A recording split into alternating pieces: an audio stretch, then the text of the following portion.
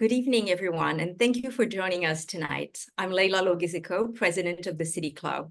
The City Club of New York is happy to welcome you to this evening's webinar. We are here tonight to talk about waterfront resiliency and how to tackle the impact of sea rise on our built environment. Vast topic.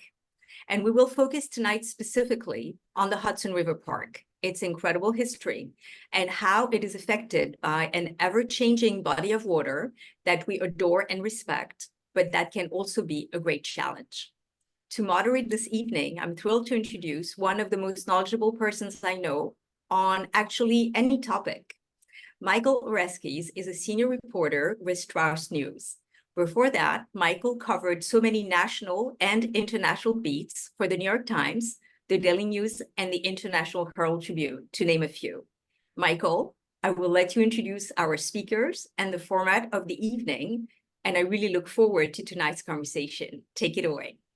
Thank you, Leila, and welcome to everybody to this conversation about both the history and the future of our relationship to the Hudson River and to our waterfront.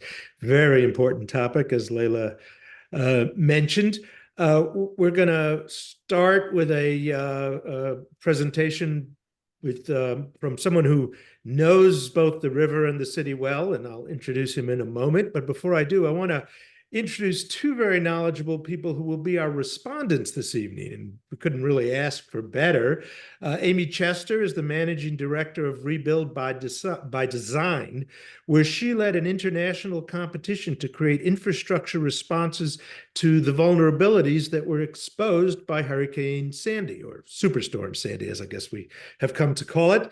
And as we all know, that was just a prelude to what we have to face in the future. And Alice Blank is an architect and the vice chair of Manhattan Community Board 1. More on that role in a moment. But before we hear from either of them, we're going to hear from somebody who has spent very close to 50 years involved in the future of our relationship to the Hudson River. First, as an opponent to the Westway project, which eventually collapsed of its own environmental weight. And when after that happened, he spent much of the rest of these intervening years as a proponent of a new Hudson River Park.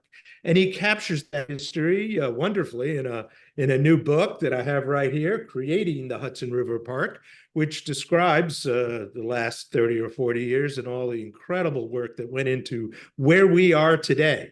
And he'll give us a synopsis of that for the next few minutes, but he's going to wrap up by talking about where we need to go from here. And as Leila said, we face an enormous challenge. Put it simply, that challenge is climate change. The tide is rising, and everything we've built could be washed away if we don't get the next phase right. So before we come to that, though, I want to introduce the author of Creating the Hudson River Park, one of the most knowledgeable people I've ever met about our waterfront, Tom Fox. Tom, thank you. Thank you, Mike.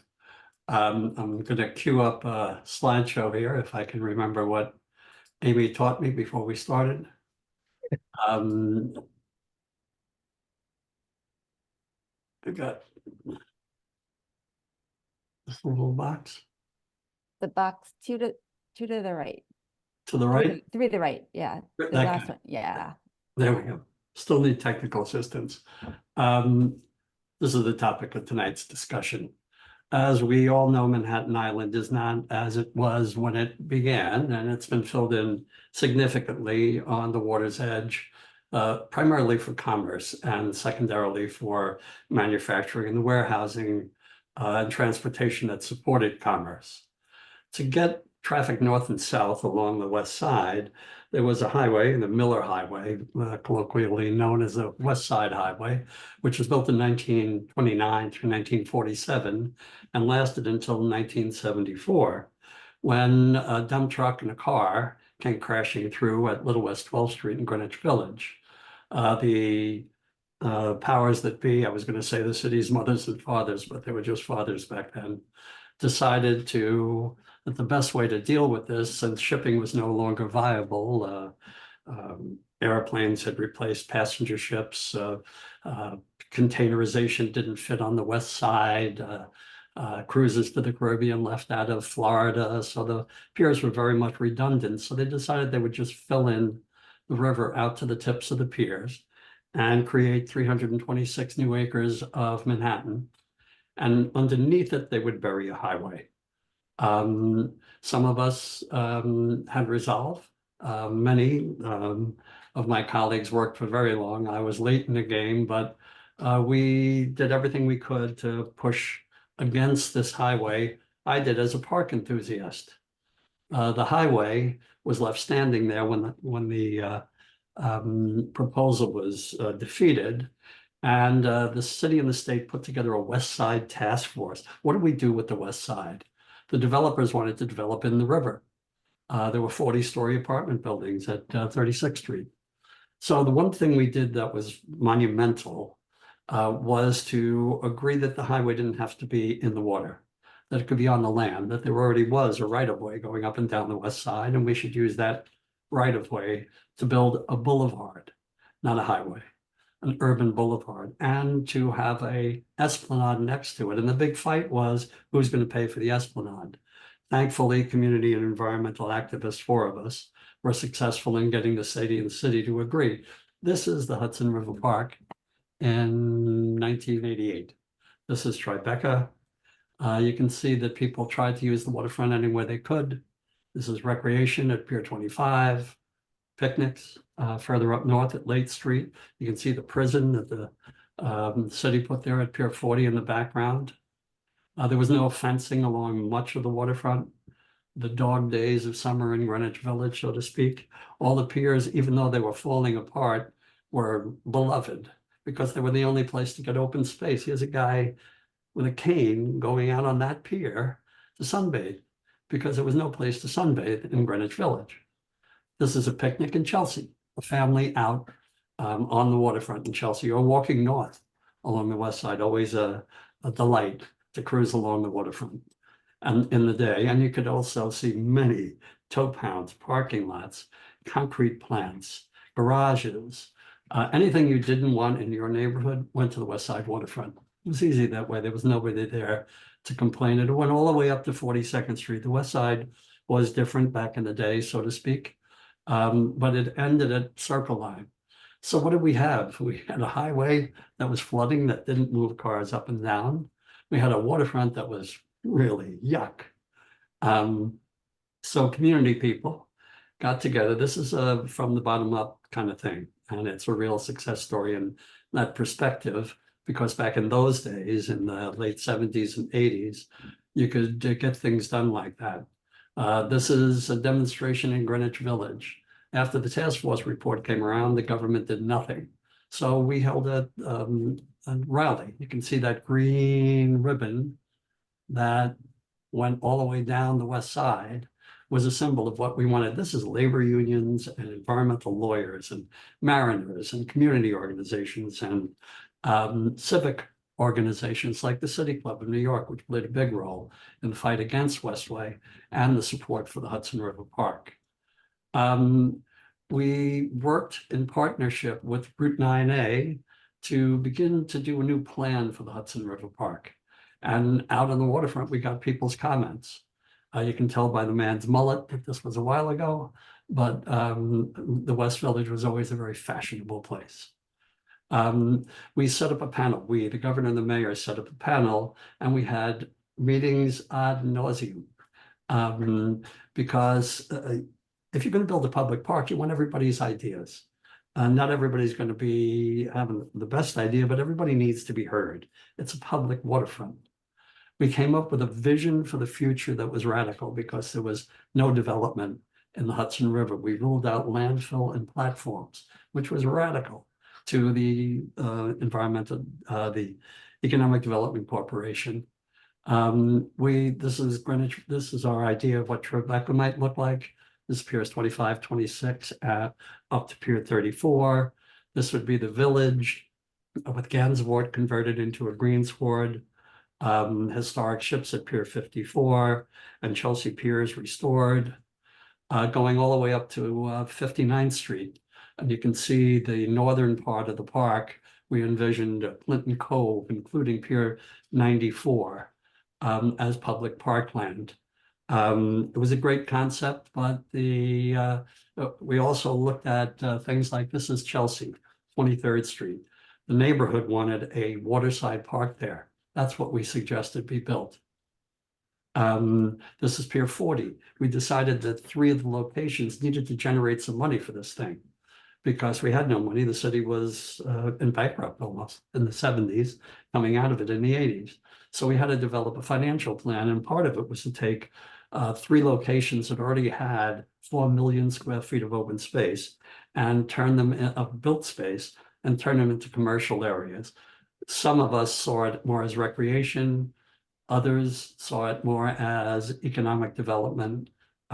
We said height and bulk restrictions. The other thing we did was say, hey, we built $1 billion park on the west side with a boulevard, and all the property inboard is going to increase. It was warehousing and transportation and manufacturing had moved south for cheaper labor, and the warehousing wasn't needed because the High Line was closed and the waterfront was closed. So it was all redundant property and it would be changed. So we thought we'll take a piece of that and use it to maintain the park in the long run. That was the recommendation. The Hudson River Park Conservancy was established to start it off. And we did things like work with the Department of Transportation to clear the Chelsea piers and create what became a $100 million entertainment and recreation complex that still serves the community today, 25-30 years later. It was a good way to start. We work with the Transportation Department to get the parking off the waterfront. There were 3 tow pounds. You got your car parked. First towed to 76, then moved to 66 if you didn't pick it up in 60 days, then moved to 26 to be auctioned off. We got all of those uses off the waterfront. We also, now we had the governor on our side and we had this independent authority. So we asked all the parking folks to move their cars, and they did. And we created an interim improvement. We started off using OPM. I'm a street kid from Flatbush, other people's money. This is State Department of Transportation money being used to create an interim pedestrian safety zone adjacent to a highway under construction. That was the rationale. The transportation guys did not like the idea, but 10 years later, it was still being heavily used while the highway was under construction. And the New York Times said, there are times when small is beautiful, and this is one of them. You have to show people the promise of what's going to happen. We also hustled them for $65 million for a bicycle path, which of course has to be separated by greenery, and a pedestrian path because they're both transportation. So we got the first $65 million for the park out of the State Department of Transportation. The Port Authority wanted to build a vent shaft that looked like a bunker. We made them redesign it. They also needed to protect the Holland Tunnel. You can see that the tunnel shafts have piles on both sides of them. If an errant vessel, like a passenger ship, lost its power, like it did in Baltimore, that tunnel could be in trouble. So they needed to build support on both sides. We worked with them to design the tunnel shafts so that the 18 feet wide walkways, so that one could be used for public use. So this is again using Port Authority money to build the first pier on the waterfront. We proselytized at the green markets. We opened up waterfront piers with simple, funky improvements. Our chief financial officer even dove into the river to support the river project when they had a reporter coming down. We did opera on the piers and outrigger canoe operations, preserved historic vessels, and did fishing programs, and anything that would get people to the waterfront is what we use to get people there. We opened the first commercial Pier 63 Maritime with the frying pan in the day. 1998, the Hudson River Park Act was signed. This is Pier 45, the first of the park's public piers. A group called Friends, which I was on the board of, realized that real estate value was indeed happening, but the Park Act didn't include any money from adjacent properties for long-term maintenance.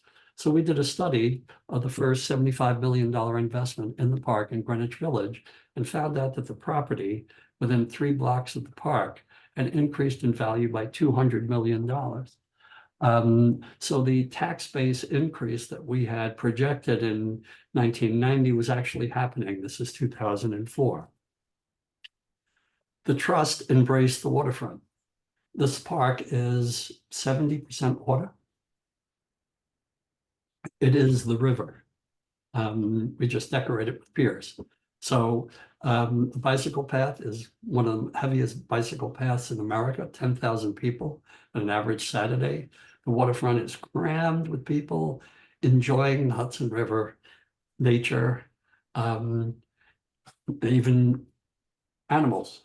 The place is very diverse, tennis courts and dog runs and playgrounds. And I just wanted to run through quickly. This is the before and after from the centerfold in my book. I like helicopters. I was a Vietnam veteran and I rode around in them a lot. And this is riding with the doors off up and down the Hudson in 1988. This is 59th Street in 1988. This is 59th Street now. You can see we got the Clinton Cove Park, but it's not as big as we wanted because EDC took over Pier 94. There's been a battle between development and the park since the park has been there, and it will never go away. That garage across the street was built when Friends sued to remove sanitation from the waterfront. So Pier 97 that you see on the waterfront there, those trucks moved across the street, and 97 will be opening this spring as a $54 million public pier. 42nd Street, you can see the viaduct is still up. 42nd Street now, Pier 84 has a boathouse on it. This is one of the more dramatic. This is Chelsea Piers in 1988. 23rd Street, this is what we envisioned. Chelsea Waterside Park actually happened. This is, again, where development came in. This is the High Line. You can see it in the background, and the kind of meatpacking, upper meatpacking, lower Chelsea district on 14th Street. This Pier 54 is where the Lusitania left from and where the survivors of the Titanic docked, and where we were going to have a historic pier. However, that didn't happen. This is today. Google is in Pier 57, which was, again, another, there weren't supposed to be offices in the park. Little Island is 3 theaters in the middle of an estuarine sanctuary. Some people think theaters could be elsewhere. Actually, I was part of a lawsuit against Little Island, and the settlement generated $146 million to complete the park. So advocacy has really generated a lot of public funding here, and that's what's needed to keep this thing moving. This is Greenwich Village in 1988. Greenwich Village now, you can see Pier 40 is partially used as public recreation. And this is my favorite area, Piers 25 and 26 in Tribeca then, 1994. And now, this is the waterfront. This is the park. Maritime, recreation, active, passive, food and drink, restrooms, playgrounds. It's what it should be like. Periphery of all the piers have walkways. The playgrounds are spectacular. The trust has done a wonderful job in terms of quality. Miniature golf, think about it. Beach volleyball, historic vessels. I mean, this is a waterfront park that really, really does celebrate the river. And the second part of it is the resiliency aspect of it, which I am now going to try and do another one of, nope, wrong one. Sorry.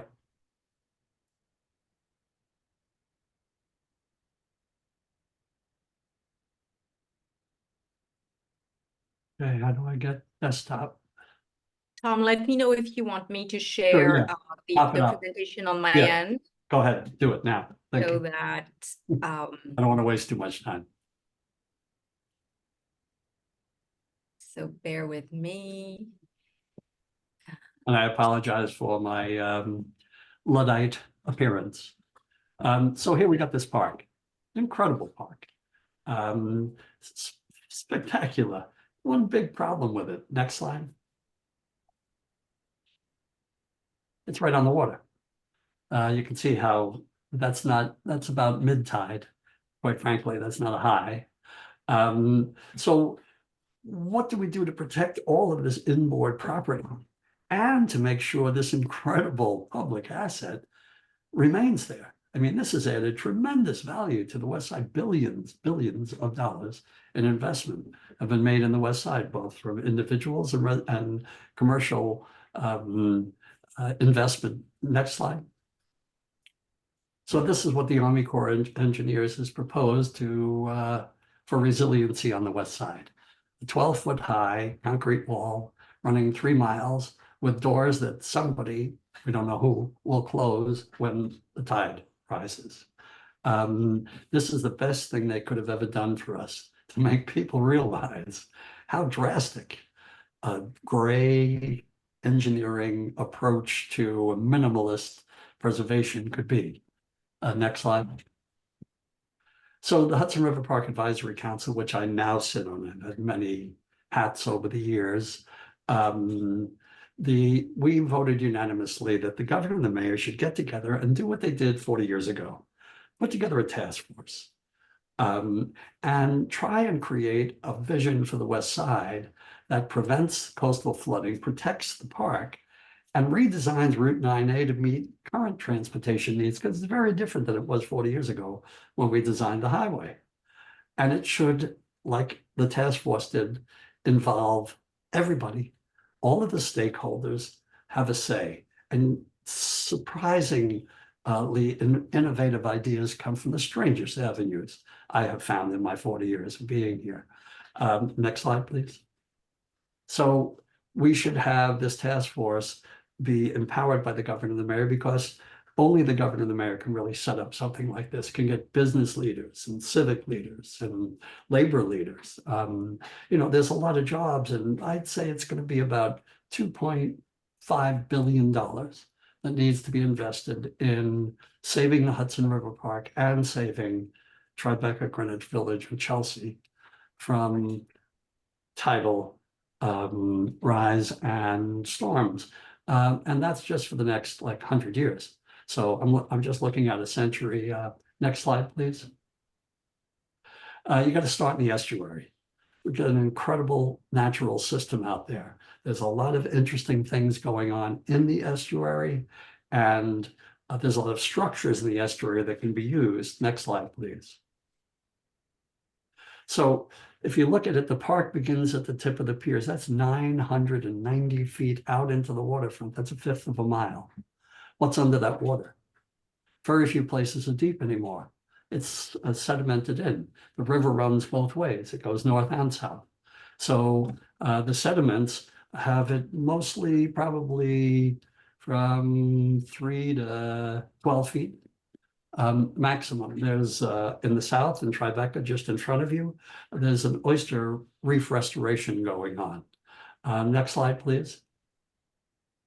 There's habitat improvements going on at Gansevoort Peninsula. There's ecological improvements at Pier 26. There's oyster restorations in progress in Tribeca. Next slide.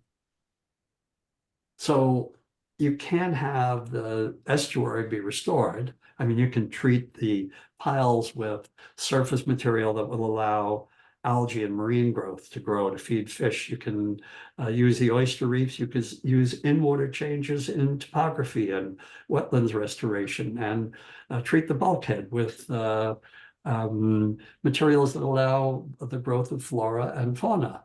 But you got to stop the discharges from 33 stormwater outfalls that go right into the river every time it rains more than 3/4 of an inch, which is more often than you'd think. Because they're killing the estuary, and you can't restore it if it's being dumped on all the time. So what we need is what I tried to build in 1989. We tried at the waterfront panel, but we didn't have the time. But we got the DEP, city DEP, to cost out a 48-inch sewer line that would run the entire length of the park and capture 500 million gallons of water and slowly feed it to the sewage treatment plants instead of it flying into the waterfront. That's the first part of restoring the West Side waterfront and doing resiliency. Next slide, please. The park is very wide, and DEP 20, 30 years ago told me that they could pay for improvements on top of whatever sewer pipe they put in there. We have to put it in an area where it can obviously be maintained. But there's a lot of space in the park as it is now. Next slide, please. Route 9A was designed 40 years ago. It was designed for that traffic, and nobody could have seen what would be happening with Meatpacking District and Hudson Yards and Hudson Square and attractions in the park like the High Line and the changes in mobility from these micro-mobility vehicles to this new congestion reduction program, which is saying that 20% of the traffic below 60th Street will disappear or diminish over time, or who knows what. I'm not a transportation guy. I listen to what I'm told. So the advisory council has said, well, we should be dedicating one lane in Route 9A, the parking lane, to micromobility. Get these electric vehicles out of the park because it's really making the park dangerous. Next, please. You can see the highway is wide. There's 4 lanes going north and 3 lanes going south. And the median was done because the highway was wide. So you needed a place to rest going across it. Well, if 20% reduction in traffic, maybe we could take out the median and narrow the roadway. And in doing that, we could expand the park. And if we expand the park, not only can we put along the water's edge or near the water's edge that retention pipe, that sewer pipe, we can also change the topography of the park to integrate green and gray into a waterfront resiliency within the park. Next slide, please. So, you know, if you expand the park, you could create more land-based measures, which people like Amy will be able to tell you about better than I. The reason I don't have any slides is because we are pushing for a process. You can't say what it should look like. That has to come out of a public process with all the stakeholders. So, but you can say what it should be like in general and set the framework. And that's what we're trying to do. Set the framework. Now, Community Board 1 and Community Board 2 have endorsed this, as have the Congressman Goldman has endorsed a more comprehensive approach to resiliency, and the 9 city, state, and federal elected officials on the west side have signed a letter asking the governor and the mayor to take a more coordinated approach to resiliency. It's in the interest of everyone. We can complete the restoration of the west side. Next slide, please. Who pays for it? Well, you know, you need the money, honey. There's a $1.2 trillion federal infrastructure investment and jobs act that has $110 billion for transportation. The DEP issues bonds to build its own water facilities. And when I checked 30 years ago, it had the 3rd highest bond rating in the United States. We apparently pay our bills, or we did.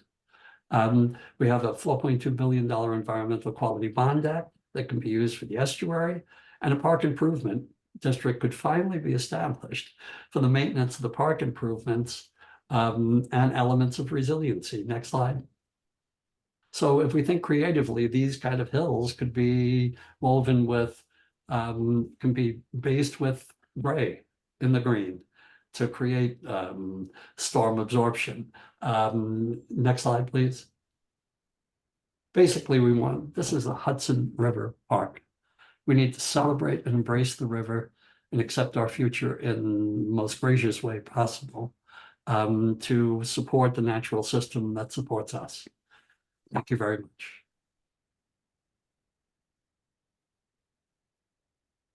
Thank you, Tom. I clearly forgot to credit your role as amateur photographer. Your 50 years of photo history of the river are really quite wonderful. So let me turn now to 2 people who've been very involved in these issues and have a lot to say about them. If you think about Manhattan Island as if it were a ship plying the waters of New York Harbor, then Community Board 1 sits right at the prow. So if you think about Alice Blank as kind of the Kate Winslet, and think about Manhattan Island as the Titanic, she's right there at the front, right where the waves and crash will hit Manhattan Island. So she obviously has an important role and is gracious enough to be here tonight to talk about that. Alice? Oh, Mike, that was spectacular as an introduction. Thanks very much. I don't think I'll ever forget it. Tom, I have to thank you for your presentation, which I've heard before, but you've added resiliency, for which I am eternally grateful. And I want to thank you for your terrific book, which you haven't plugged enough here, which is absolutely superb. And yes, for the park. So thanks for this introduction. Yes, I am Vice Chair of Manhattan Community Board 1 and Chair of the board's Environmental Protection Committee. And with that title, I've had the opportunity to closely review the city's post-Sandy resiliency planning efforts over the past decade for Lower Manhattan. And as Mike points out, our board's resiliency oversight is somewhat unique as we run river to river below Canal Street, surrounded by water on 3 sides. So tonight I'm going to spend my allotted 10 minutes briefly reviewing the current plans for Lower Manhattan, share some of the community's biggest challenges in reviewing these plans, and speak about the community support of the Resiliency Task Force that Tom has just so well described. As we all recall, Hurricane Sandy was the city's stark wake-up call, claiming 44 lives, 2 from Lower Manhattan, and causing $19 billion in damages. And more recently, Hurricane Ida made all the more clear that transformative action was needed to modify the city's waterfront, which has become an undertaking in scale and impact not seen since the Robert Moses era. The city's current flood protection is the Lower Manhattan Coastal Resiliency Project, which developed from concepts of the post-Sandy design competition, the Big U, begun by Amy Chester, who I'm delighted to have as my colleague here tonight, and Rebuild by Design. Mayor Adams has described these plans, and Layla is my assistant here tonight, and thank you if you're going to put up the first plan, or the first slide rather, has described these plans as the single largest urban climate adaptation project in the nation. And I think in this case, he may be right. The plan has 5 specific and very large projects, which I'll briefly describe, very briefly, running from north to south around the peninsula. So you see in gray the East Side Coastal Resiliency Project, not to be described with the, to be made clear, it is not the Lower Manhattan Coastal Resiliency Project, which this project is well underway and includes the demolition and lifting of the East River Park, a rather controversial plan that started in 2020 and will be completed in 2026. Starting the Lower Manhattan Coastal Resiliency Plan is the purple, the Brooklyn Bridge Montgomery Coastal Resilience, which was once called Two Bridges, a far better name. The work now is well underway, consists of flood walls, deployable flip-up barriers, and new drainage infrastructure, and was to be completed in 2026. And by the way, something that you all can walk over and see. Next down the line in the orange, the dotted orange line at the coast, is the Seaport Coastal Resilience, which is being developed to protect the historic South Street Seaport District in the lowest lying areas between Pier 17 and the Brooklyn Bridge, with again new drainage, green infrastructure, and reconstructing the Market Pier there. And this contract for design was just awarded to AECOM, and plans are just now being developed, so more to come. Much more to come with the large yellow block of the famed Financial District and Seaport Climate Resilience Master Plan. This is the massive 15 to 20 year, $7 billion undertaking to extend the East River shoreline by a city block, far less than Bloomberg plans, creating a 1 million multi-level waterfront with ferry terminals, flood walls, drainage systems, pump station, and 8 acres of open space. And mind you, 8 acres is the size of City Hall Park, so not much open space. Next down the line is the Battery Coastal Resilience Project, which had its groundbreaking just 2 weeks ago and will raise the wharf and esplanade there by approximately 5 feet to be completed by 2026. And lastly, the Battery Park City Resiliency Project consists of flood risk management of the 92-acre Battery Park City, overseen by the State Battery Park City Authority. The project is divided between the South Battery, or what most of us know as Wagner Park, and the northwest section of the park, which has been divided into 7 study sections called reaches. Wagner Park's demolition is complete, and the park is now being reconstructed at an increased elevation of 12 feet. The northwest part of the plan is spectacular project, which crosses Route 9A at Chambers Street and ties into high ground at Greenwich Street in Tribeca with monumental scaled floodgates crossing the West Side Highway.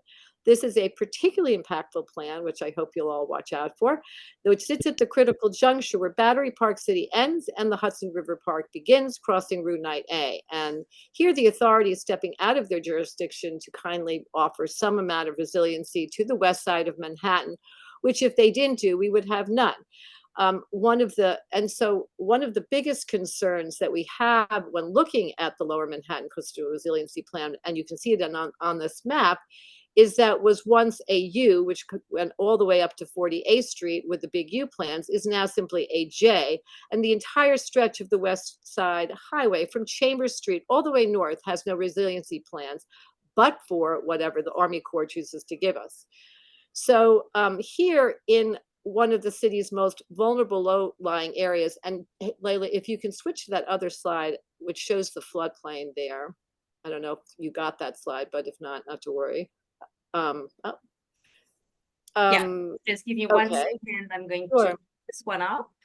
Just have to flash it up for a second because it's a great reminder of just how low-lying and vulnerable the whole peninsula is, but particularly on the west side. So if you look to the west side, you see Pier 40, which is the large the large square hunk right there up at the north of the top of the slide.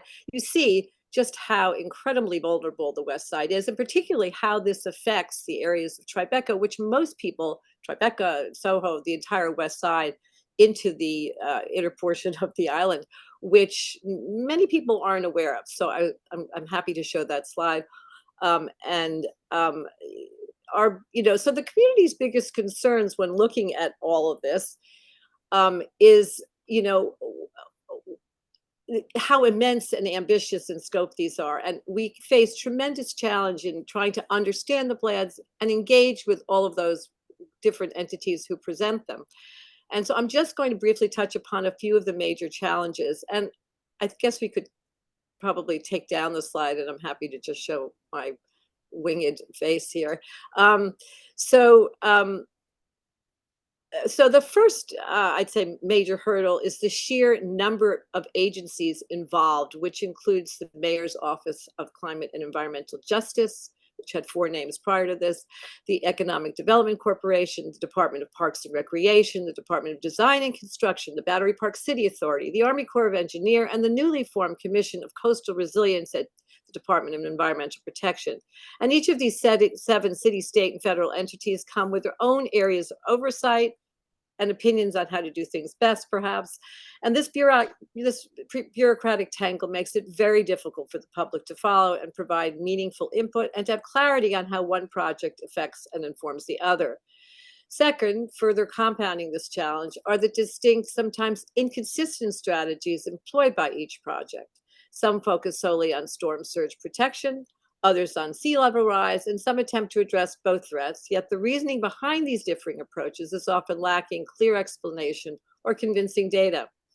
An example of this lack of cohesion might be seen in Battery Park City, where the public questioned why Wagner Park, one of the highest points in Lower Manhattan, had to be demolished first in the program and elevated 12 feet, while Rockefeller Park, a few blocks north to the north, is designed to remain relatively intact. These seeming inconsistencies often fuel community skepticism over whether data and sustainability principles are being applied consistently across all Lower Manhattan's waterfront projects, and in fact, all resiliency projects in the city. One of the most difficult challenges facing the community and the city at large, I might add, is the enormity of the Army Corps of Engineers Harbor and Tributary Project, and the fact that there is little coordinated communication that I'm aware of on how the federal plans integrate with any of the city's Lower Manhattan coastal resiliency planning in forming a coherent whole. The public wake-up call came 2 years ago when the Lower West Side communities became aware of the Army Corps' plan to install 12-foot-high shore-based flood walls, which Tom showed you earlier, along the entirety of the Hudson River, effectively walling off public access and views of the waterfront. This gave us all great pause.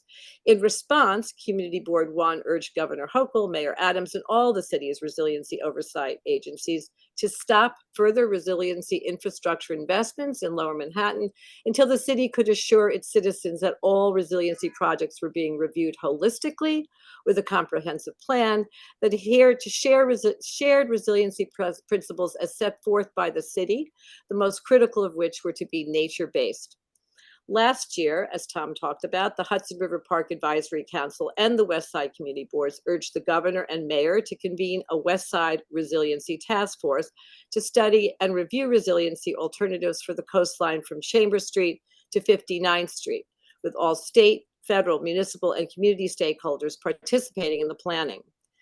There's robust support of the task force by all of our electeds, from Congressman Goldman, Nadler, State Senators Kavanaugh, Hoylman, Assembly Members Glick, Simone, Rosenthal, and Fall, and City Council Members Marte, Botcher, and Brewer. Missing from this list, alas, are the mayor and the governor, but we hold out hope. Tom Fox and the 1986 West Side Task Force, which managed to produce the Hudson River Park, unquestionably presents an ideal and a replicable model of how to create new political momentum to support a coordinated and forward-thinking action. I feel confident and hopeful on behalf of our community that we can indeed replicate this model and ensure that the glorious Hudson River Park remains glorious in meeting the inevitable climate change ahead. And I hope this panel can provide a catalyst for your support for this much-needed task force. And I thank you. Alice, thank you very much. Before we move to our third and final speaker, let me just call your attention to the Q&A button at the bottom of your Zoom screen. If you would like to ask a question, just go to that Q&A button, put your question in there. We already have a few questions, I'm pleased to say, and we will come back to those in a few minutes. But first, I want to turn our virtual podium over to the Managing Director of Rebuild by Design, who, as you heard, has already been deeply involved in soliciting innovations and ideas for resiliency along our waterfront. Amy Chester. Thank you. And I enjoyed listening to Alice and Tom so much. I've known them both for a very long time, but haven't heard them present, and it's just such a joy. I think I met Tom when I was about 22 and starting the Waterfront Alliance. And Alice and I and many other people have been working on Lower Manhattan for quite some time now. I'm going to share my screen and jump right in. Great. And I'm going to kind of bring it out a little bit kind of to the city level and in some ways to the international level to talk about what's going on, and then we'll bring it lower back in.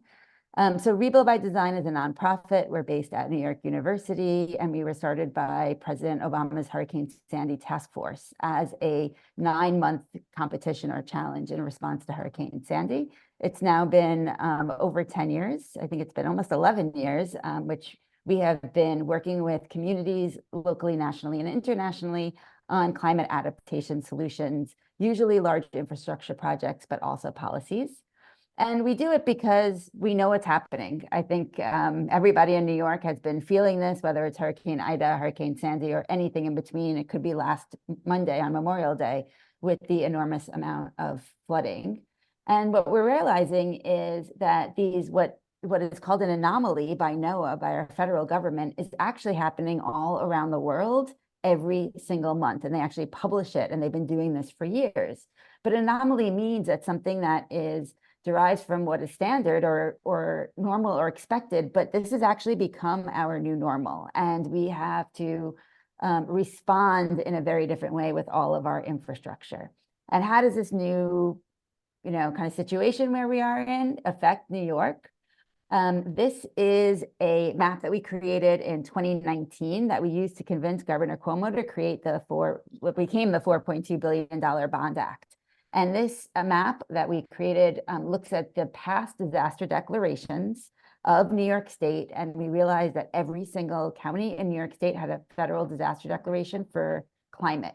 And that has to be pretty bad to get that federal disaster declaration. It means that the state itself cannot respond. And that's 16 federal disaster declarations between 2011 and 2021. So we are all feeling it. And we've published these maps across the country, and you can actually go and download a packet of the state that you're interested in and learn a lot about their experiences with different climate disasters. And then we also brought it all together nationally. And this is a map that looks at the number of disaster declarations nationally by county in the same year as 2011 to 2021. And what we found was that 90% of US counties had that same experience that New Yorkers have had.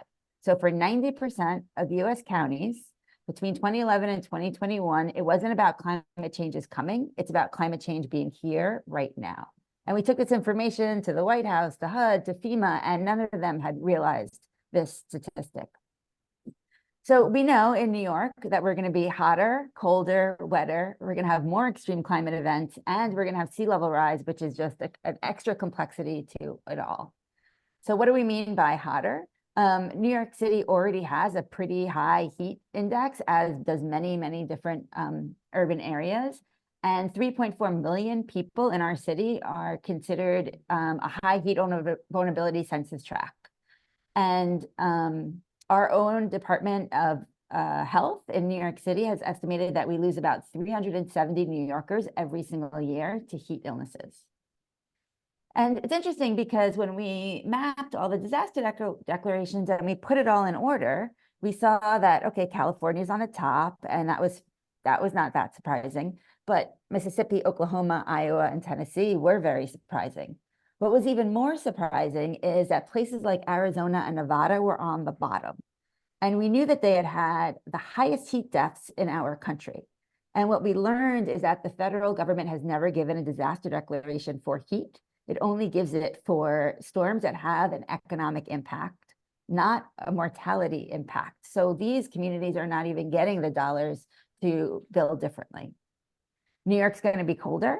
And, you know, it's funny to talk about global warming and also be able to experience how cold it's been. This is an image that Erie County in Buffalo of a storm that happened, I think it was 2 Decembers ago, that we experienced this. And it was very interesting because Erie County had been talking about being this place where climate refugees can come. And then you turn around and almost 40 people died from this snowstorm. We're also going to be wetter. And I think you were all here during the big rain on Monday, and we're seeing this more and more. This is a picture from Hurricane Ida. And this is what it looks like right now with 2050 for moderate storm water. So this is storm water coming from the sky, from rain, not storm surge coming from our waterways. And you can see how that actually increases. And this is the 2100 with sea level rise. I'll just go back and forth. You can see that it's already every single neighborhood is affected, but it's going to get so much worse. And already New York State has almost a quarter. So it's almost a 1 in 4 chance in New York State that there's going to be a probability of a flooding episode somewhere in the state. And of course, we're going to have more extreme climate events. This is what it looked like when Superstorm Sandy was hitting our communities. And this is how it left us. Over 8 million people without power, 650,000 homes damaged or destroyed. Many of us were there. Obviously, Alice was there, Tom was there, and it was affect all of our communities so bad.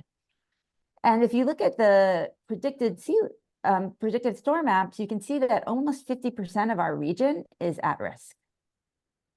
So we wanted to understand, what does that actually mean? Because for a long time, we heard the city talking about what is at risk, but not who is at risk.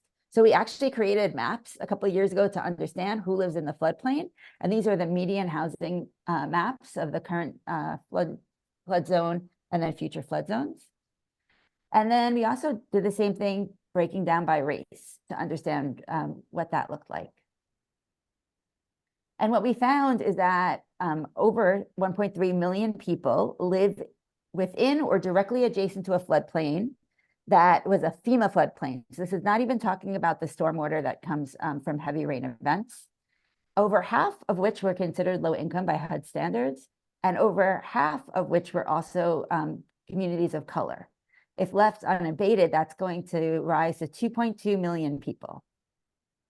Then we did follow up with a report on trying to understand what could happen with displacement risks in a place like New York City that already has such a tight housing market. And what we found is that the people who are likely to move first are those who are most at risk and have financial stability. And we were able to predict where they might move to based on the average rent of where they were leaving and the average rent of a nearby neighborhood. And we were able to predict, we did this work with Millman, that up to 40% of New York City could be at risk for either primary or secondary displacement because of a climate event.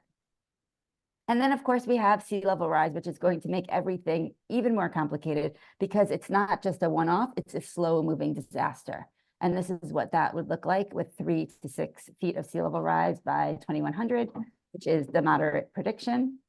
And that's going to affect a lot of different communities too that are going to start moving around. And some people are going to move out of New York City. Some people may stay on the, the East Coast or the West Coast, but you can actually see what's happening and predicted where people are likely to move to. So that brings us to like, what do we do about it? And this is an image that I really, both love and hate because it happened after the Japan tsunami. And they built these enormous flood walls, not so different than what Alice was talking about, that the Army Corps had, had proposed, and we're not too sure how that's going to end up. But in this case, and in our case, it really is going to cut the community away from the waterfront, cut the fishermen away from their jobs. So this is not the way that we want to respond. So we have to figure out what we want to do. And if we just leave, nature's going to take back exactly what it has. So when we talk about natural solutions, a natural solution would be if we all went away and then just let Manhattan grow back to what it was. Here's an example. This is my best friend from high school's house, one of my best girlfriends, Jen. She lived in Oakwood Beach in Staten Island, and her neighbor's house slid off the foundation, slid into her house. Her house slid away with her husband and her husband's friend in it. And they took the buyout. It was a very dramatic and stressful time. It still is, as you can imagine, that stuff does not go away. 5 years later, you can see that this city didn't do anything with the property, and already nature took back what was there before and what it wanted. And we continue to fight this. This is one of my favorite beaches in Ocean Park. This is what it looks like before Hurricane Maria in Puerto Rico. And to the right looks like what happened after Hurricane Maria. But this is what it looks like now, because we as humans keep putting back the things that nature keeps taking away. So then we have to ask ourselves, how do we want to adapt? And there are places that have been adapting for more than 100 years. This is Venice, an area that, a city that has been flooded numerous times. And it's become even kind of like this funny thing that tourists do, where they come and they hang out and they put on these silly boots and they all walk and pretend that, oh, it's great that we are all flooded. What a cool experience that we have. We can get married in this. But the truth of the matter is that it's disgusting and it's contaminated water. And these are things that shouldn't be touching human legs or be inhaled. So we need to remind ourselves that we need to adapt, and we can do it and in a way that's an opportunity.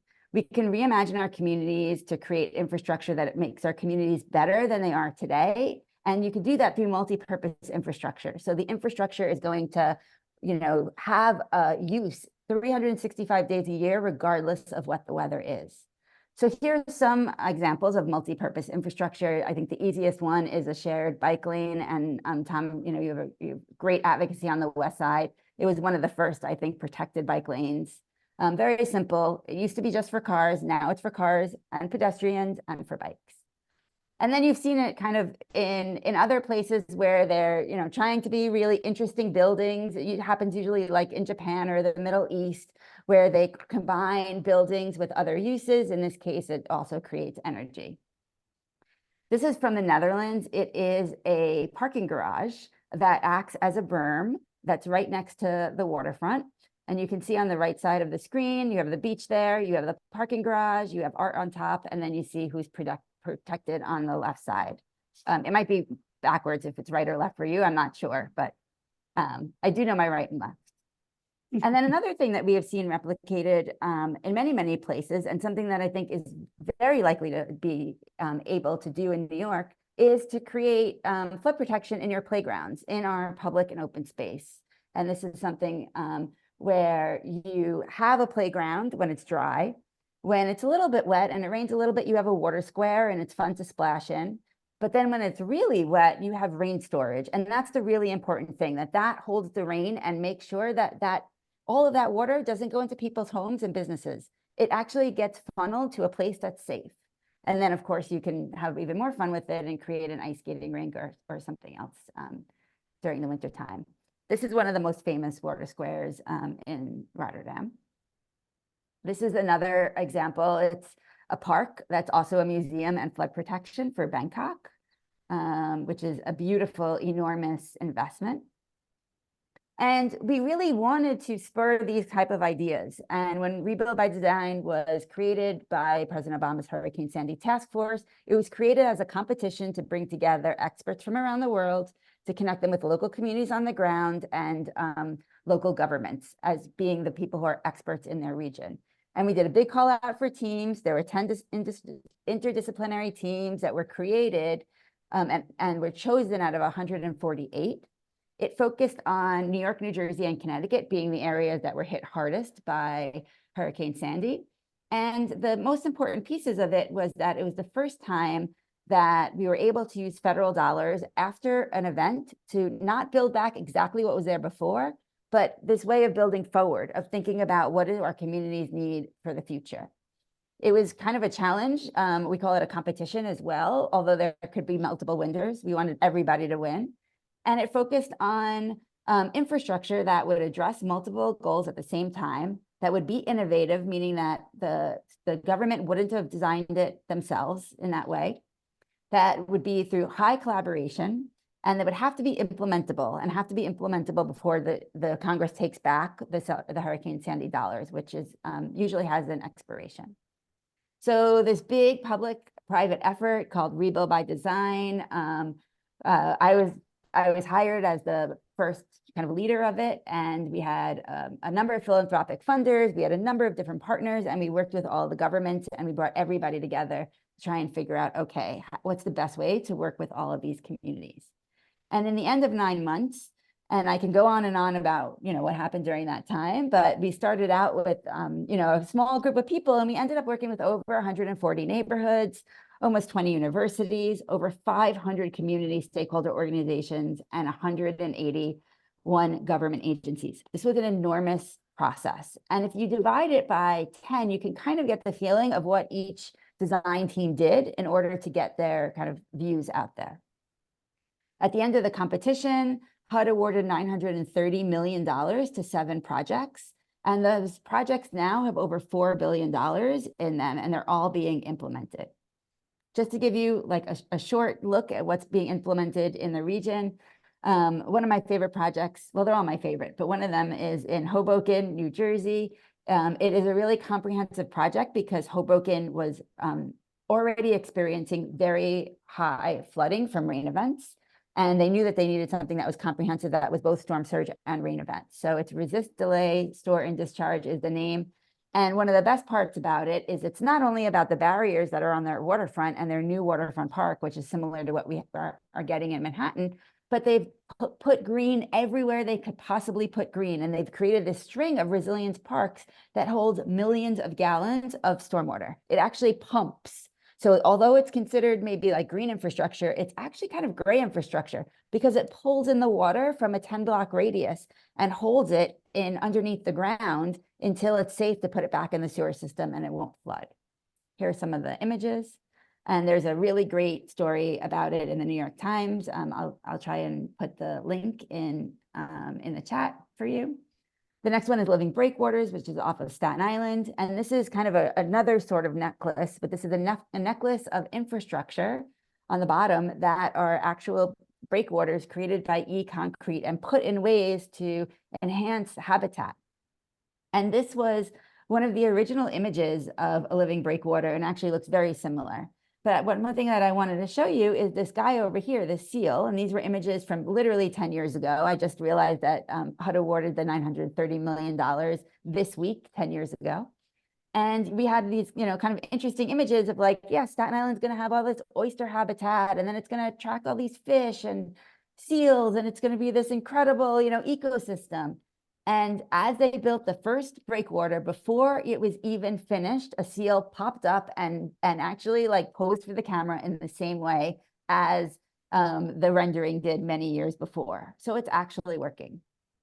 And lastly, this is something, that Alice has talked about, the kind of idea behind all of the different projects in Manhattan. The original vision was called the Big U, and it did have flood infrastructure all the way up to 57th Street on the west side. And I knew you were going to talk about it, so I was just going to talk about the area that isn't built and what were the ideas that came out of it. And this team was asked by the city to focus on the Lower East Side because that was the area that had the most NYCHA residents and low-income residents. So they wanted to make sure that they put the biggest investment there first. And little by little, it has now creeped over to the west side, but obviously it has stopped around Chambers Street, and that's not okay. This team did think about what should go all the way up to 57th Street, and their idea was to use the median of the West Side Highway to be the flood protection. So it would be able to be open for flood vehicles, for emergencies, but it actually could flood, and it would be kind of, designed to flood and be safe. Thank you very much. I look forward to chatting with you. Thank you very much, Amy. A reminder, if you do have questions, please go to the Q&A function at the bottom and put them in. I can say with confidence we will not get to everybody's questions, but we will try to do some justice to them in the half hour or so that we have left. And I wonder if I could start by asking the three of you a simple, maybe even simple-minded question about that wall that the Army Corps of Engineers is talking about. That rendering is so jarring that if I were a more Machiavellian-minded person, I would almost think someone did it precisely to provoke anger and irritation. So what I'm curious about is a 12-foot elevation what's required? And you're simply saying we need to find better ways to do it. And Amy described a number of possible alternatives, but ultimately it still needs to rise 12 feet above current level. Or does a true resilience plan involve a bunch of things that might not therefore require as much elevation? And recognizing that wall, the main purpose of that wall, I think in New York, if you built a wall like that, would be as a mural for graffiti, because I don't think that it would otherwise accomplish anything. I mean, I'll just jump in on the technical side. It actually depends on where you are. So if you are by two trees, it's like one of the lowest areas in Manhattan, and you would need a much higher wall than you would need in East Harlem, for instance. The wall on the east side of Manhattan has gone up 16 feet. And that's looking at I think it's a 2050 storm level with an extra 2 feet added onto it. And the base of it is being constructed in such a way that if in 50 years we need to add to it, they already put in enough base. They won't have to rip the whole thing out. They can just add to it. So it really depends. What I think you're trying to get at is there an opportunity for like a multi-level infrastructure approach where you might have a breakwater, so it stops down, it stops the wave action from the erosion. And then you might have a couple of other things that stop the water or slow the water until maybe you end up with a pump at the end. And sure, you can, we can pretty much engineer most anything. The real question is, it comes down to space. It is very hard, as Tom will tell you, to build in the water. So we can't rely on building in the water. We really are going to have to look at what our public realm is. And a place like Manhattan has a lot of people that live in big buildings, and it's going to be very hard to move or to buy people out. So we need to figure out what we can do around them. And in some cases, all you have is a little bit of space, and it can be a wall. It can be a wall that's, enclosed and covered by a park. So it actually doesn't feel like a wall. It feels like a great place to have a picnic, but it's going to be some type of infrastructure that's going to stop that water. Tom, I think you're on mute.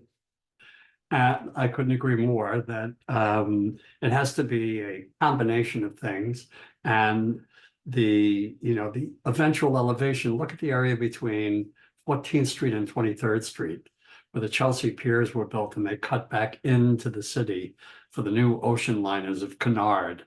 So there's very little space between the water and the highway. Perhaps you could elevate the highway there and use underneath the highway. as parking facilities that are now in Chelsea Piers, because Chelsea Piers' first floor is going to flood too. So you don't want all those cars floating away. But that's why we called for a task force, because what can you do in the water?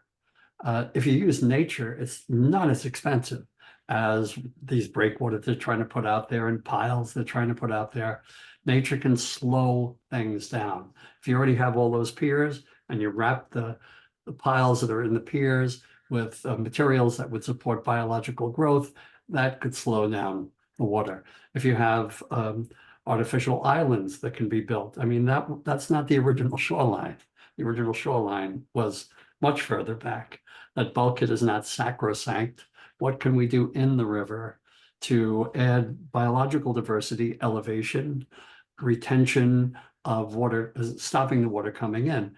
And the other thing is, it's wonderful that they did goad us with that silly design, because you know how many people live on the inboard now that weren't there before 40 years ago, with all the residential condominiums and the Googles and the Disneys and the RXRs and you know, Hudson Squares. And I mean, there's a lot of money, honey, on the table here. And if you really want to make change, those are the people that are going to make change, because it's in their interest to see that something like this happens. And it's in the city's interest, because the tax base on the west side will disappear if you put a wall up there. You know, do you want your Google headquarters across from a wall blocking you from the city, from the water? Probably not.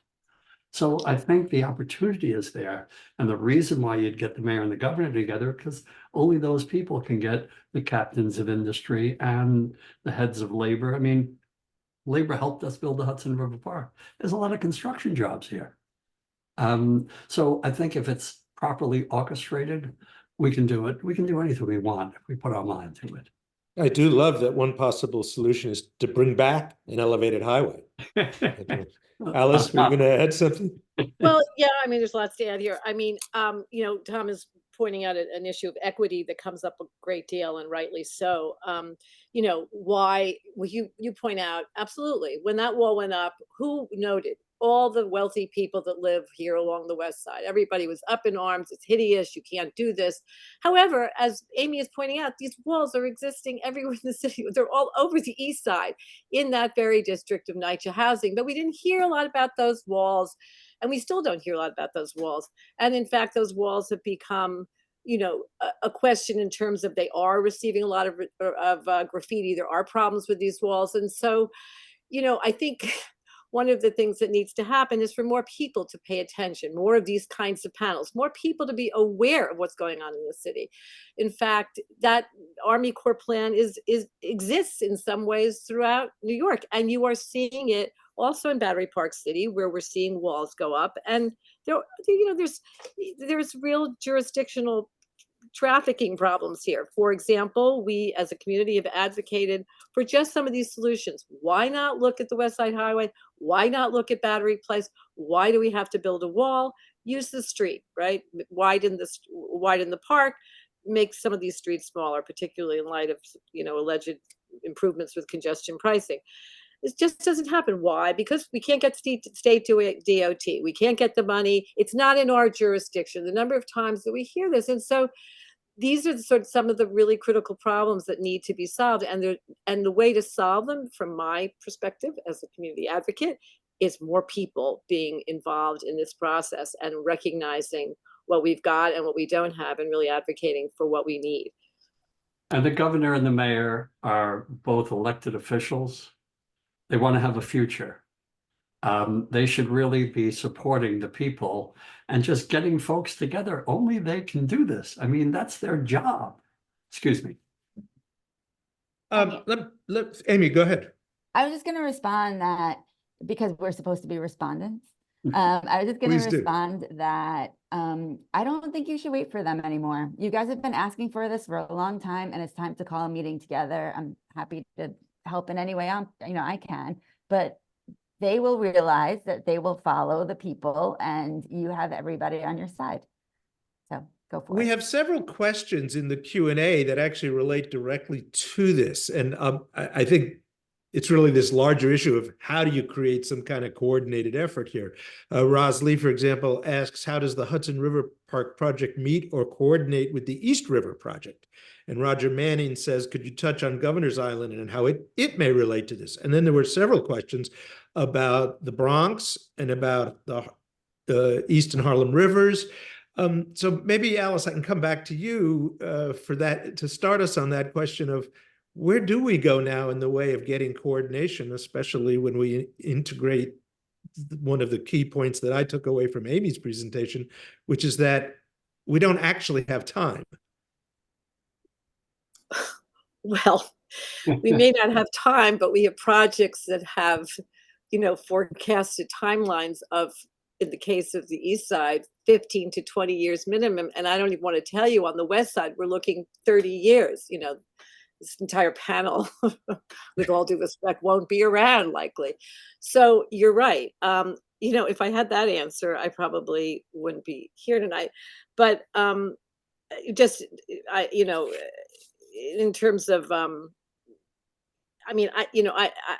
in terms of the Governor's Island question that I think Roger Manning asked, Governor's Island is championing this new climate exchange. And so they're being held to a particularly high standard in terms of looking at resiliency planning. So we as a community work very hard with them to make sure that they are at every meeting with all of the different city agencies that are rolling out the Lower Manhattan Coastal Resiliency Plans, which include a new Governor's Island ferry building and the like, many things going on right across the harbor there. So that definitely is something that is in our purview, and we certainly are watching very carefully, and so are they. I can't remember the other question. There was a question about well, I think a key part of the question was just how do these projects coming around the tip of Manhattan, how do they coordinate with each other, or do they? This is exactly what we ask all the time. This was one of the challenges that I noted in my remarks. I mean, I'm hopeful that there's a new office or commission that's been provided by the department, by the mayor and the Department of Environmental Protection, called the Commission of Coastal Resilience. And a wonderful woman, Lorian Farrell, is now heading this commission. And the hope is to do that, precisely that, to have one overseer, if you will, of this entire peninsula. Oh, well, of course, all 520 miles of coastal waterfront. And it's a big job for her, but she appeared recently at the Waterfront Alliance conference, which was terrific, I guess, last week. And she spoke a lot about how she was planning on doing this. And you do have a sense that she's that this is the right thinking, that we're really looking at a global, holistic understanding. And I was particularly interested in her interest in making equitable plans and really looking at the whole city. And we're often criticized downtown for, oh, you rich folk, you get everything. A little bit of a nuance there to be discussed, but they're on the right track. So my hope, I'll put it into the faith of maybe this new commission, and again, people really following and becoming a part of the plans. Maybe I could just also jump in and tell you how complicated it is, because each part is actually headed by a different agency. So they, on a design level, they are coordinated. Everybody knows what each other's design is, but they're also created to act independently, so they don't need each other. So if you actually start from the east side, where they started around 25th Street and kind of come around to the west side at Chamber Street, there's a missing piece of it, and that's the Fide Seaport area that has a plan and a vision that Alice has been very connected to, but doesn't actually have the funding. So even now, it's kind of like a jigsaw puzzle, and it will get filled in over time. I assume that stormwater doesn't care what agency runs different parts of the waterfront. I'll tell you that Community Board 1 doesn't care either. They do not. They just want to to make sense out of the whole mishmash of agencies. Tom, let me ask you a question that comes from Jordan Auslander. Well, I'll just augment it a little bit. You mentioned that you were expecting a considerable decrease in traffic along the West Side Highway as a result of congestion pricing, but Jordan raises the point that the West Side Highway itself is actually exempt And Yes. could there actually be an increase in traffic on the West Side Highway because of that exemption that would interfere with all of these thoughts you have for using the space more effectively? There could be. The projections are based on the West Side Highway being one of the through routes. So people won't be using the West Side Highway to go anywhere on the west side below 59th Street. They can't turn into the city anywhere on the west side. The only way they can use the west side toll free is to go through the Holland Tunnel, the Lincoln Tunnel, or the Brooklyn Battery Tunnel, or around and up the east side. So if they get off the roadway, my issue is, how about if they get off the roadway at Chelsea Piers? How about if they get off the roadway at Pier 40? How about if they get off the roadway at Circle Line? There should be dunning on both sides of the road, so we don't get people like parking in the park, if you will, to avoid, you know, the price of going across the street. So those kinds of things have to be looked at. And I'm just trusting, and like I say in my book, don't trust anything unless you absolutely positively have had the time to look into it, and I have not. So I'm taking other people's words for it. And maybe it's my optimistic self that believes that the auto in New York is really on the way out. I mean, this is a people city, but they're taking over our streets with these motorized bicycles and delivery carts, and you know, we have to take our streets back. And this is the beginning of it. But I'm just hopeful that what they say is true, and if it's not, someone smarter than I will probably work it out in the long term. Let me read verbatim a question from Peter Fleischer. This is very Manhattan-centric. Yes. Much of the flooding will devastate outer boroughs as well as subway infrastructure and highways, sewage treatment plants. Can you speak more on protecting this essential infrastructure? I don't think all of it needs to be protected. I live in Breezy Point, so I don't expect to be here. And well, I'm almost 80, so I don't expect to be here in some time. But I think that certain parts of the city are going to be abandoned over long term. It's just retreat. It's going to happen. You know, if the sea level rise, I'm 7 feet above the ocean. Sea level rises 6 feet, it's lapping down the block. So, you know, we've got wonderful dune protection here, and we've been very serious on Sandy because we lost probably 400 homes and 120 of them burned down middle of the hurricane. It was rock and roll. So, and it's cold water in October. But again, smarter minds than I can deal with the whole issue. Younger folks like Amy, who has her pulse on what's happening. And the thing is, it's the reason why I wrote the book, is we need the next generation to step up. My time on watch is coming to an end. You know, I've been a guardian, if you will, on the West Side for quite a while, but it needs everyone to weigh in. And there's a reason why this is a participatory democracy, not an observation sport. This, if you don't like what's happening, get off your duff and do something about it. Talk is cheap, action speaks.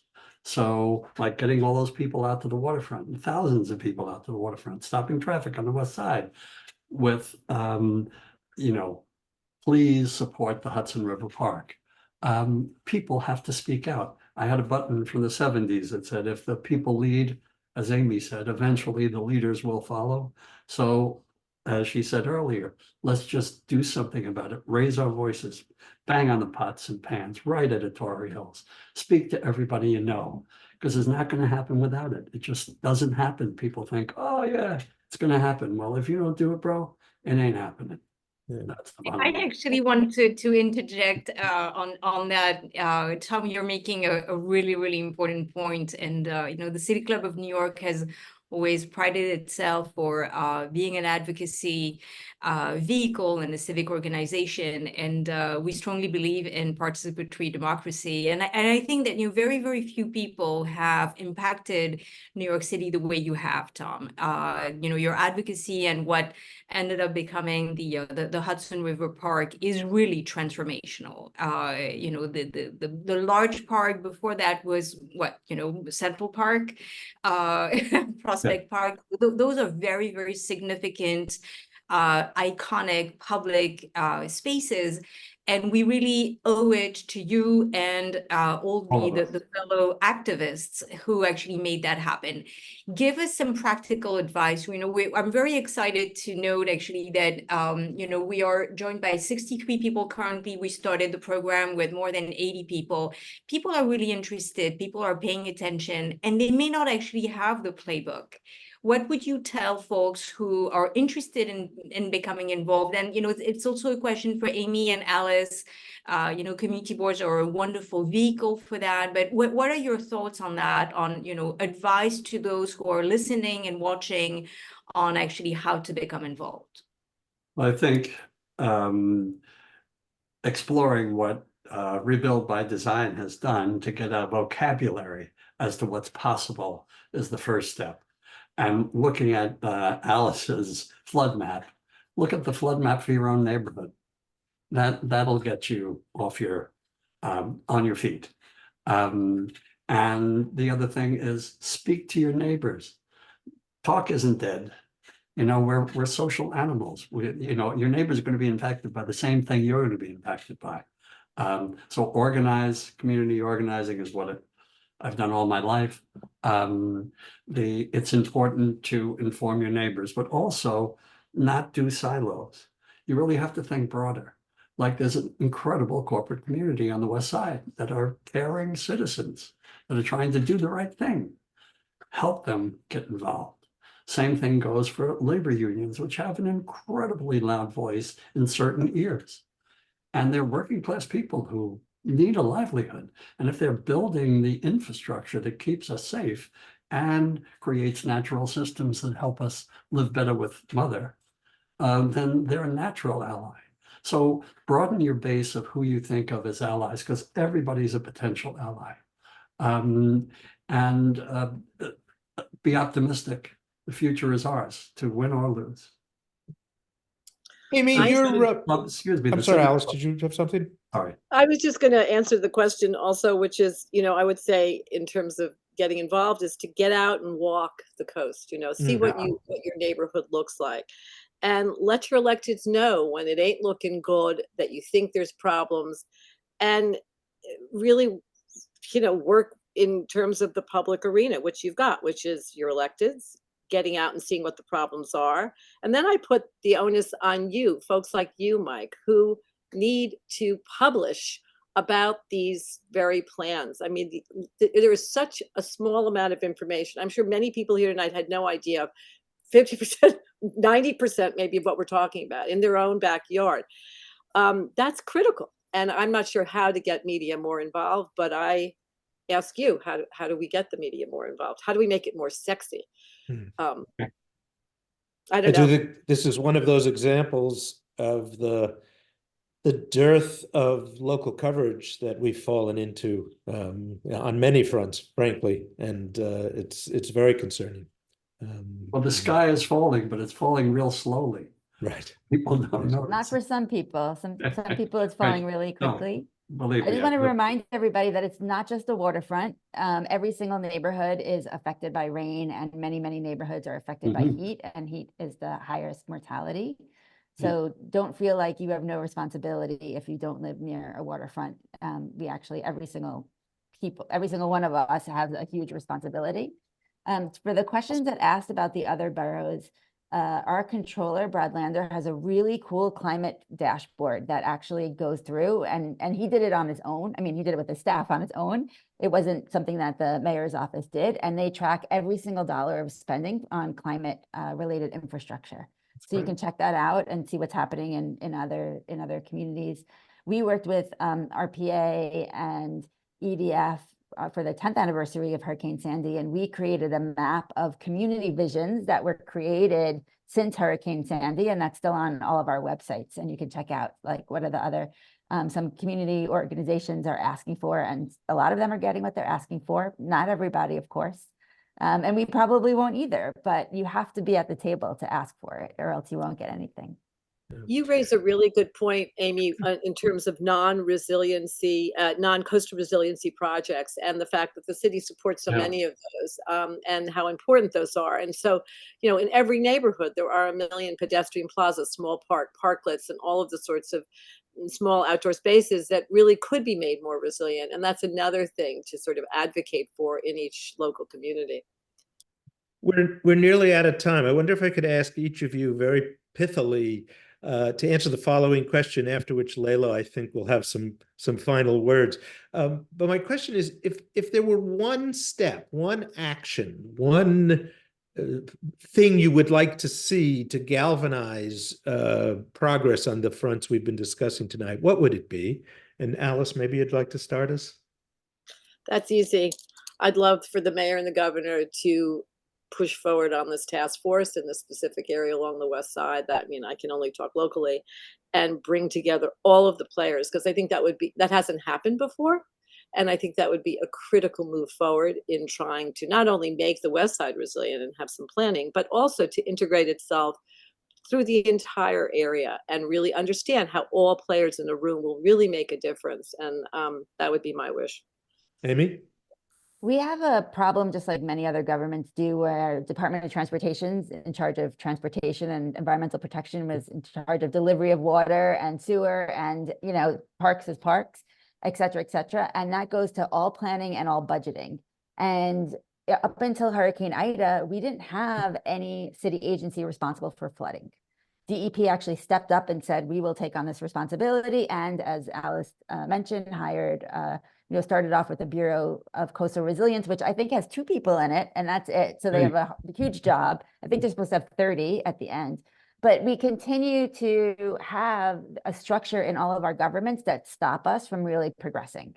And we need to break down those silos within government and think about how do we take a step back and make sure that every single piece of infrastructure is built in a way that absorbs water, and we turn New York City into a sponge. It's totally possible. Tom, you once got the state transportation department to help you build a park. So that sounds like what Amy's suggesting more of. Well, yes, I agree with both of these talented and experienced women. We definitely need leadership. That's what we need, leadership. Somebody to say, step up and say, we're going to make this happen. And that's only, again, the governor and the mayor. And it's not the old boys club, it's everyone now. And I think it's very important to stress that only those 2 individuals can say, we are going to make this a priority. Of course, there's 1,000 priorities, but this priority is just coordinating what's already there. We're not asking for anything new. We're asking for just a little sensible coordination and integration.